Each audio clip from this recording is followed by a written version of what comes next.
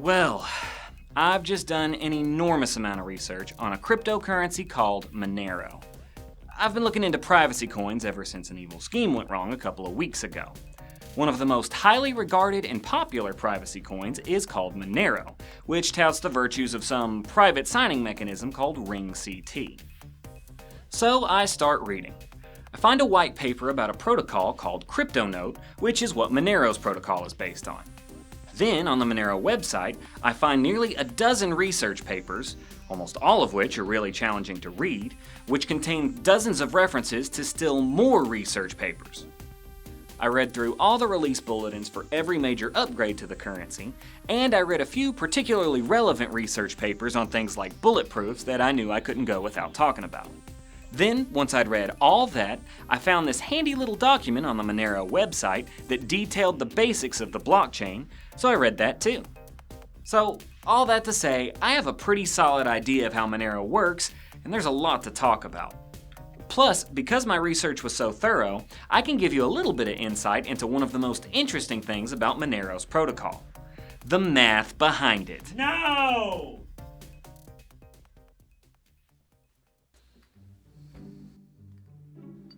What?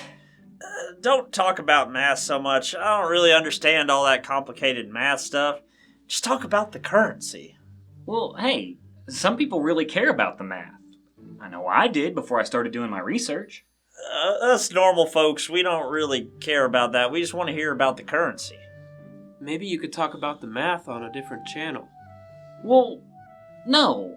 Look, you may not understand every little detail of the currency, but if you listen, you can come away confident that the technology works, and that's what's important. Even a dummy like you can learn something from sitting through it. Wow, that's the nicest thing you ever said to me. Yes, it is. So, you're saying that it's okay if we don't understand everything you say about this stuff? Well, yeah. Of course. Oh, I felt like I was living a lie. Sometimes in my dreams, everybody calls me a fraud. That actually happened. It was last Thursday. Wait, are you saying that I actually came to work in my underwear? Yes. Look, not everyone that watches this channel needs to commit all of these little details to memory. As long as you get the gist of it and understand about the trade-offs that different design decisions have. You're learning, not cramming for a test. I ain't never crammed for a test in my life.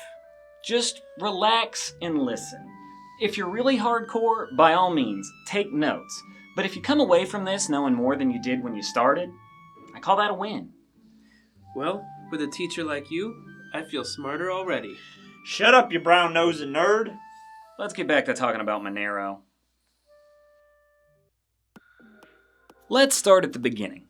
Nicholas van Saberhagen wrote a white paper for a protocol called CryptoNote in December of 2012. The white paper raised several issues with the Bitcoin protocol, one of which being that the need for consensus before any upgrade was implemented made it very difficult to change the protocol. Saberhagen wrote that the most efficient way to address the issues he raised was to create a new protocol with the solutions already implemented. The first section of the paper listed all the issues he found within Bitcoin, with the second section of the paper detailing methods to address nearly all of the issues listed. These issues include the negative effects of ASICs, the irregular rate of creation of new Bitcoin, and of course a dissatisfaction with the level of anonymity granted by Bitcoin's public ledger. I highly recommend that anyone interested in these issues go and look at the white paper Saberhagen wrote, as it does an excellent job of detailing exactly why these are issues and of explaining the solutions that he proposed. CryptoNote as a blockchain was implemented to provide a code base to anyone interested in starting a currency in the CryptoNote format. Bitcoin, the first currency to do this, uploaded the entirety of its codebase to GitHub on March 4th, 2014. A month later, this codebase was forked to create BitMonero, which would soon be changed to Monero as we know it today. Monero is a proof-of-work currency with a blockchain structure that's very similar to Bitcoin's. The target time between blocks is 2 minutes, and it's ASIC resistant. That means that some degree of mining is achievable for anyone with a CPU, but even if you just want to run a node, you need to keep an eye on the new releases, as almost every major release hard forks the currency to use a new mining algorithm. The loose supply limit is 18.45 million, although the developers actually chose not to instantiate a hard limit on the amount of Monero that will be created. They did this because in the CryptoNote protocol, there's no hard limit on block size. This allows blocks to slowly grow in response to increased demand without needing a consensus agreement to implement the size change. Miners that try to take advantage of this are punished by receiving a reduced block reward if their block is much bigger than the median size of the latest blocks. Normally, coin is mined in a process in which the block reward decreases slowly every block until it reaches a constant, permanent supply of 0.6 XMR per block. The reasoning is simple. If the block reward drops to 0, and there's no hard limit on how big blocks can be, then miners can make blocks as big as they want without being penalized. If transactions are no longer competing for block space, then there's no longer a reason to send a transaction with anything more than the minimum transaction fee. And guess what? Minimum transaction fees are also able to change dynamically from block to block, so it wouldn't take very long before the minimum transaction fee dropped to 0 and miners would have no incentive to mine blocks. Of course, the major benefit to CryptoNote and Monero is the focus on retaining users' anonymity. It's in this regard that Monero really starts to get interesting, and a lot of the mechanisms employed in pursuit of this are cutting-edge cryptography and research done by Monero developers for this project. Monero users only ever need to generate one address. When someone wants to send you Monero, they actually use your public keys to generate a new address for you and send the coin there. This means that all transactions use addresses that have never been published by anyone anywhere. The only way that someone could link an address to the one that you've published is if they have one of the secret keys that you used when you initially generated your address. This is actually a feature of Monero. If you want somebody to be able to identify which transactions are yours, say for auditing, you can give them your secret view key, one of two keys used when creating your main address. This person will then be able to see every time somebody sends you some coin, but they won't be able to spend it. It's not perfect, however. Without giving our hypothetical auditor the other secret key, the spend key, they'll be unable to see when we spend our coin. So, if we were to send our coin from one address that we control to another address that we control, we could convince this auditor that we were actually receiving much more coin than we actually were. Unfortunately, that's usually the opposite of what you want to convince an auditor of. If you need to be able to publish more than one address, or if you just want to keep separate funds separate from one another, you can also create sub-addresses that appear different, but still use your original secret keys. Those of you familiar with Bitcoin are probably wondering how someone can generate an address for you without having the secret keys to that address. The answer to that problem lies in the first mathematical concept we'll be touching on, a Diffie-Hellman exchange. Imagine that you need to create a secret password and share it with somebody halfway across the world. What's the best method of communicating this password to the other person? What if you don't know anything about the other person and they want it to stay that way? This becomes a problem very quickly. A Diffie-Hellman exchange can be used to overcome exactly this problem. Instead of generating a password, you establish a method of generating the same password without having to exchange any secret information. In Monero, the method is simple. You choose a random number that will act as a one-time private key. Just like in Bitcoin, you multiply this one-time key by the generator point to create its public key counterpart. You can use this to create a shared password by multiplying your secret one-time key by the recipient's public key, specifically their view key. When you publish the transaction, you include the public version of your one-time key. When the recipient sees the transaction, they multiply their secret view key by your public one-time key to generate the same password that you did. To put it another way, you create a secret number and multiply it by their public number to create a password. When you send them the public version of your number, they multiply it by their secret number to create the same password. This password is hashed and becomes half of the secret key for the address. You complete the address by adding the recipient's public spend key to the public form of the address's secret key. By doing this, you create a brand new address that only they have the secret keys to spend from. This makes the act of receiving Monero 100% anonymous. But of course, what good is it to be able to receive your money anonymously if you can't spend your money anonymously? As it turns out, this is a much harder problem to solve, and most of the research and technological development that's been done on Monero has been to improve the size, speed, and anonymity of the signatures that allow you to spend your Monero. Is that what time it is? I better get moving. Jack, Dave, get in here. What's up, boss? We need to stay on the move if we don't want the military to get us. It's time to go. Pack up our most important tools, have them ready before noon. What tools should we bring? Can we bring the Sharknado cannon? No, we don't have room for the Sharknado cannon. Just stick to necessities and things we can carry. What about the giant baby-eating goat monster? We don't have anything to feed it. Leave it here, we'll deal with it when we get back. What about the brown note grenades? We have room for those. What about the hypno-top? Definitely bring that.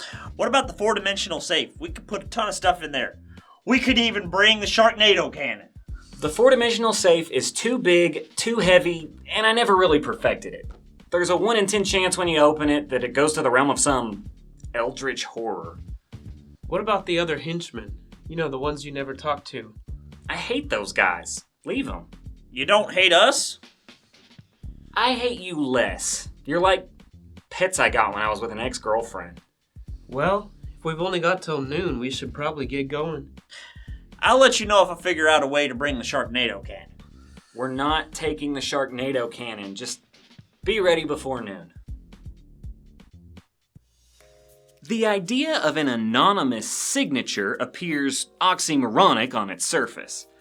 After all, the point of a cryptographic signature is, at least in most applications, to prove the identity of the signer.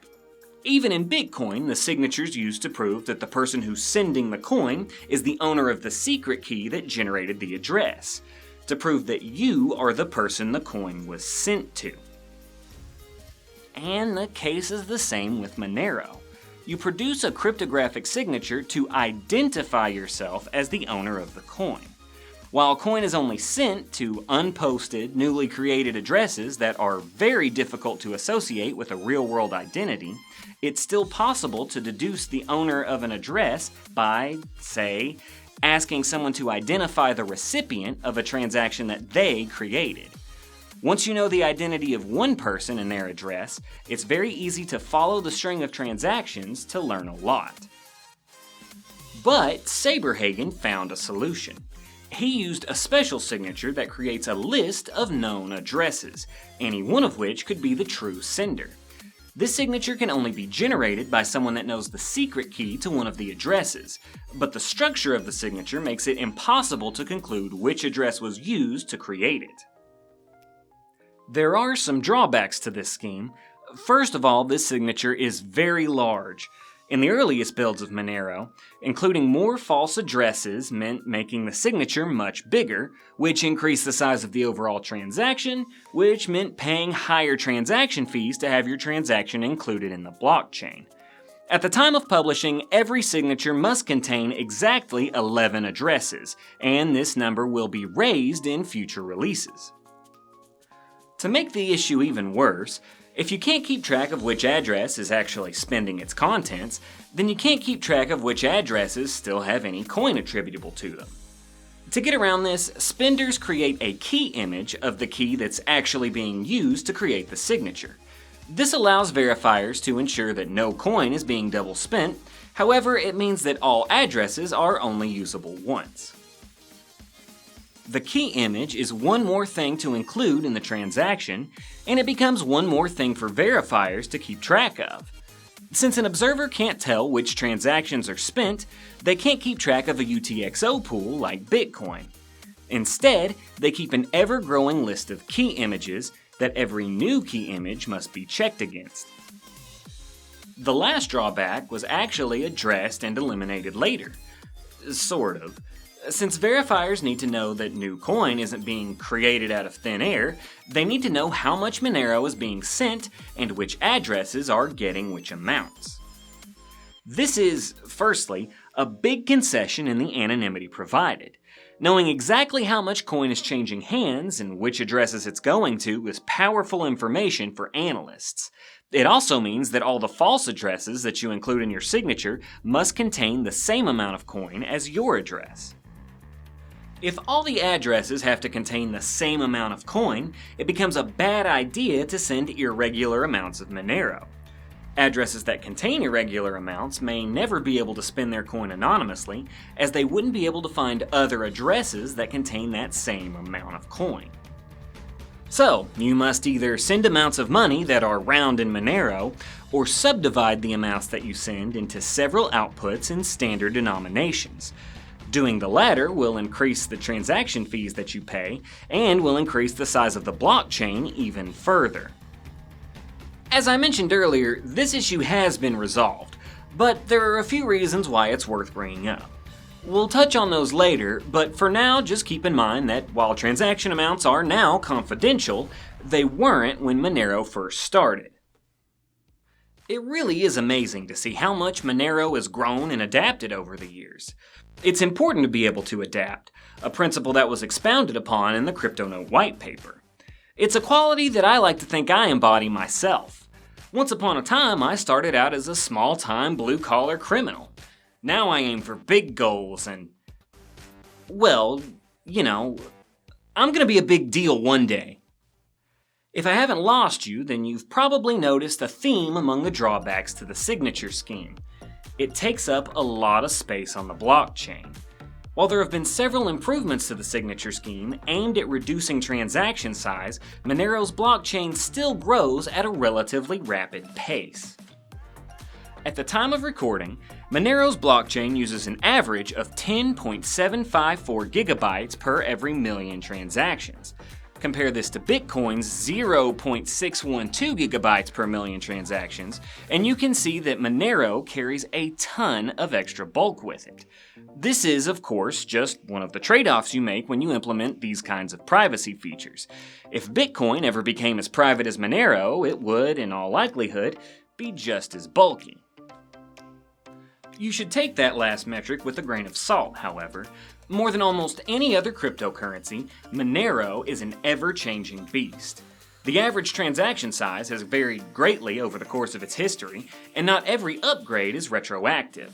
Let's take a look at some of the signature upgrades that have been implemented over the course of its lifetime. The first big upgrade for Monero is the RingCT upgrade implemented in September of 2016. RingCT stands for Ring Confidential Transactions. While these are the same ring signatures described earlier, they're modified in two big ways. Firstly, it describes a method of grouping public keys together to allow for multiple inputs in one signature. Second, the transaction amounts being sent are hidden or confidential. If you've been following along closely, you may be saying, "I thought that wasn't possible." Verifiers need to know the amounts being sent in order to prevent counterfeit coin from being created. The solution to that problem is Pedersen Commitments, the second bit of math that we'll be discussing in this video. The amounts are obscured by multiplying them by an elliptic curve point, similar to how you'd create a public key from a private key. Importantly, this elliptic curve point is different than the generator point. Then a second term is created, basically just a random public key, that's added to the obscured amounts. This is done to every amount involved. The inputs, the coin that you own that you're sending, and the outputs, the destination addresses and exactly how much they're receiving. Verifiers assure themselves that nothing is amiss by subtracting the outputs from the inputs. We make this subtraction equal a curve point that only the sender and receiver know the private key to. This is called a commitment to zero, and it means that the transaction's inputs and outputs are equal. We don't know what amounts are contained in addresses that don't belong to us, and we can't make them sum to zero, which is part of the reason why we sum to a curve point instead. Since we know the private key to the result of our subtraction, we can write a signature that proves that our transaction only sends as much coin as is contained in our address. There is, however, one more complication that arises from this situation that needs to be addressed before everything works out. What about negative numbers? If your transaction has a 20 coin input and 2 outputs, a 30 coin output and a negative 10 coin output, everything will work out to be 0. But you can't send negative coin to somebody. So now that the amounts are hidden, we need a way to be sure that they're not negative. This is called a range proof. It's a way to prove that a number lies in a certain range without revealing what the number actually is. Monero has used several different kinds of range proofs, but we'll be talking about 2, starting with Borromean ring signatures. While Borromean ring signature sounds like something from Middle-earth, it's actually just another ring signature that's extremely similar to the ones we've already talked about. This would sign all 64 bits that represent the amount for each output. Doing this allows us to be sure that all the amounts are positive, but the signature takes up an enormous amount of space. This was the best method available to us, however, until the creation of the second range proof. If you've been interested in cryptocurrency for very long, you've heard of bulletproofs. You probably don't have any idea what they are, but you've heard of them. There were a couple of different algorithms that were released in the Bulletproofs white paper from Stanford, but the one that's relevant to Monero is a brand new range proof. These proofs are cutting edge and really hard to understand fully. They're even harder to explain. I'll summarize as best I can by saying that the folks at Stanford thought up a new way to solve something called the inner product argument, and then applied that argument to the range proof problem to create a range proof that's not only super small, but super fast to verify as true. It didn't take the Monero team very long to implement these new proofs, shrinking the single largest part of their transaction structure drastically. This was yet another big improvement to signatures implemented on Monero. It's also the reason that modern transactions will be a little bit smaller than the statistic I rattled off earlier might lead you to believe. The act of taking something and making it smaller is a challenging one. I've been trying to get my shrink ray to work consistently for ages. I've tried increasing boson emission, decreasing it, increasing argon pressure. I've even tried smacking it a few times for good measure. It's not easy. But when I get it working, you better believe I'm gonna have an army of laser shooting jetpack bears. We've nearly covered everything with Monero. There's just a little bit of cleanup left to do, a few lingering things to discuss that I glossed over earlier. Remember when I said that RingCT allowed senders to sign multiple inputs with one signature? Well, that's true, but the Monero developers actually made the decision not to implement that functionality into their core client. Their reasoning was simple. If, for some reason, the anonymity of any of the true addresses involved in such a signature was compromised, it would reveal to observers that all of the addresses that were grouped together with the compromised address were spent and all belonged to the same person. This can have a big ripple effect in Monero, and so the decision was made to continue signing multiple inputs individually. Remember that earlier I said that amounts were made confidential by taking all of the outputs and subtracting them from the inputs to prove that they sum to 0.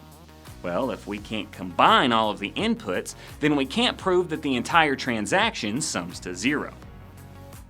We can obscure the amounts being sent, but it's obvious that it's the exact same amount that was received in the first place. And since the amounts sent weren't always secret, then it may be obvious exactly what's being transacted due to circumstances that are beyond our control. Transactions that only have one input can still hide the amounts as described earlier. So transacted amounts will be hidden sometimes, but not all the time. The devs didn't make this decision lightly. When you're dealing with cutting-edge technology like this, you have to be extremely careful. All it takes is one good idea from one bad guy, and the whole thing comes crashing down. If you've ever wondered why the Bitcoin devs don't implement some of this privacy technology, this is a big part of the reason why. When you're dealing with cutting-edge tech, you very well may end up with a few lacerations. As careful and patient as the Monero devs are, they're still playing with fire. Only time will tell if they end up getting burned. Lastly, there are 3 big improvements to signatures that have been developed but not yet implemented at the time of recording. The first of these is dual key addresses. Coin that's locked in a dual key address can only be spent by one key up until a certain amount of time has passed, at which point it can only be spent by the other key. This scheme can be useful for refunds. The second is Thring signatures. These are threshold signatures. That is, there are a number of key holders, and a certain amount of them must sign in order to send the coin. The most exciting application for these is for atomic swap functionality. The third and final, as of yet unimplemented improvement is compact signatures, which just make signatures much smaller. This actually stands to be a pretty big deal, but before they can be implemented, they need to be audited a bit longer, and they may be altered in some way to help them agree with the other 2 improvements more before they're implemented. So, that's Monero at the time of publishing. I know it's a lot, but that's what the replay button is for. Don't sweat it too much. As long as you understand that Monero is a cutting-edge cryptocurrency that trades a large amount of bulkiness for a huge increase in the level of anonymity provided, you get the picture. And not a moment before noon. I better go pack.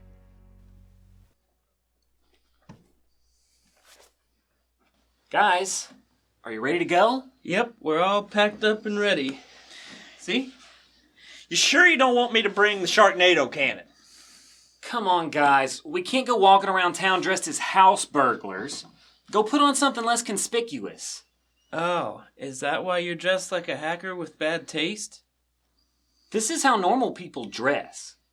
Where's my death ray?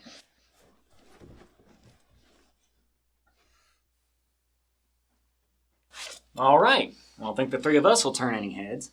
Hope you're ready to do some camping. I'm always ready to do some camping. I'm a natural-born survivalist. Yeah, I'm ready. I'm gonna go get my mom's camper. I think my old Xbox is in there. That ain't camping. Real camping is running around in the woods in the middle of winter, wearing nothing but pine cones and eating tree bark. I was thinking of something more in between. Yeah, you're right. This sissy wouldn't last more than an hour real camping. Says the guy who complains about cheap toilet paper. You're as soft as cheap toilet paper. Oh yeah? Say that to my Sharknado cannon! No, you say that to my Sharknado cannon. No, guys, don't mess with the Sharknado cannon. Everyone will see. I better get out there. If you learned something, leave a like. If you want to see more, subscribe. And if you think I missed anything about Monero, leave a comment down below. Till next time, be the villain the world needs you to be. Hey boss, I think the giant baby-eating goat monster may have gotten loose. All right, I'll be right there. Well, maybe we will need the Sharknado cannon after all.